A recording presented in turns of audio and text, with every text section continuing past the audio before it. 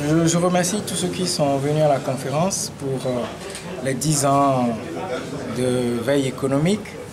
Et nous avons décidé de faire une conférence sur la monnaie pour donner des outils à nos compatriotes, aux Africains qui vont nous suivre, des outils techniques, scientifiques, économiques qui puissent permettre à tout le monde de comprendre ce que c'est que la monnaie, comment on la définit, ainsi que tout ce qui est débat sur le franc CFA, l'éco.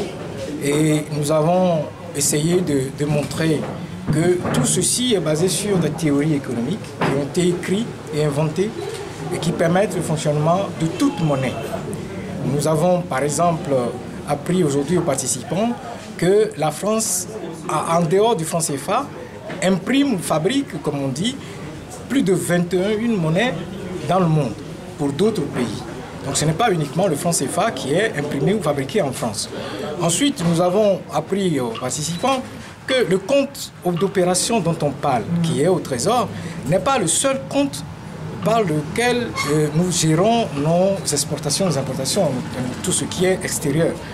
Et nous avons 32 comptes d'opération dans le monde et dans toutes les zones d'Asie, dans 10 pays différents, libellés dans 8 devises étrangères différentes, avec lesquelles la zone UEMOA essaie de gérer son commerce extérieur.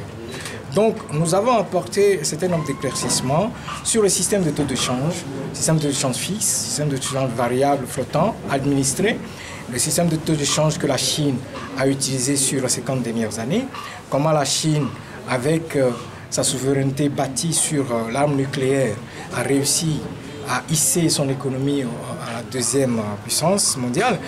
Et c'est tout ça que nous avons exploré aujourd'hui par cette conférence. Alors aujourd'hui, beaucoup d'Africains pensent qu'il faut sortir du franc CFA pour l'éco.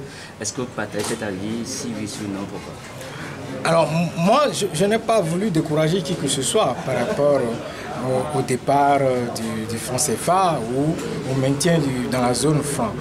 J'ai expliqué par cette conférence quels sont les piliers théoriques et économiques sur les bases sur lesquelles se base le fonctionnement de la monnaie, de toute monnaie, que ce soit le cedi, le naira, le kwacha zambien, que ce soit le shilling kenyan, le bolivar vénézuélien. Eh bien, les monnaies évoluent par rapport à la théorie qui a été conçue par des théoriciens ou économistes comme Mundell, Robert Mundell ou Fleming. Et c'est ce que j'ai expliqué. Il faut comprendre que, en réalité, l'échec des 60 dernières années de nos États, notamment dans l'espace francophone, y compris même l'espace anglophone, parce qu'aujourd'hui, aucun pays anglophone n'est considéré comme un pays émergent, à l'image de la Corée du Sud, ou de la Malaisie, ou de l'Indonésie. Donc, il faut comprendre que ce n'est pas la monnaie qui a été à la base de l'échec des 60 dernières années. Pour nous, nous considérons qu'il faut d'abord améliorer la gouvernance de nos États, la gouvernance économique. Et quelle que soit la monnaie, quel que soit le système de taux de change dans lequel nous allons fonctionner, eh bien, si la gouvernance est véritablement améliorée, eh bien, les 60 prochaines années seront glorieuses. Pourquoi attendre jusqu'à 60? Parce que c'est pas trop. Est-ce qu'il n'y a pas de génie en Afrique pour pouvoir mettre un système pareil sur pied? Aujourd'hui, force est de constater malheureusement que les gouvernants qui arrivent ne comprennent pas véritablement comment fonctionne le monde et la structure économique de leur pays. Et parce que lorsqu'on voit les pas qui sont posés, les actes qui sont posés, les programmes qui sont initiés, les résultats qui sont issus de ces programmes, on se rend compte véritablement que ces chefs d'État ont du mal à comprendre la structure domestique de leur économie et le fonctionnement du monde. Donc, ce que nous souhaitons, et nous prions pour ça, c'est que on puisse avoir des femmes et des hommes d'exception qui apparaissent à la tête de nos États et qui puissent comprendre non seulement la structure de nos États, les atouts, les forces, les faiblesses, mais également comment fonctionne le monde, quels sont les pôles de puissance, quels sont les pôles de domination. Et sans ces connaissances, il est clair que nous ne pouvons pas réussir ce que les Asiatiques ont réussi. Est-ce qu'aujourd'hui l'Afrique peut sortir une monnaie unique?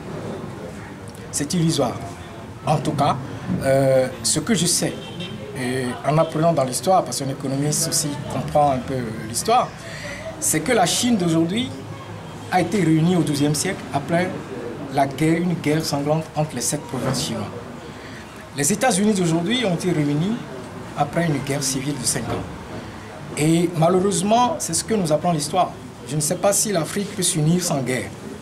Ce qui, nous constatons malheureusement, c'est que tous les chefs d'État de tous les pays africains sont fiers de leur pays et ne veulent pas laisser leur souveraineté.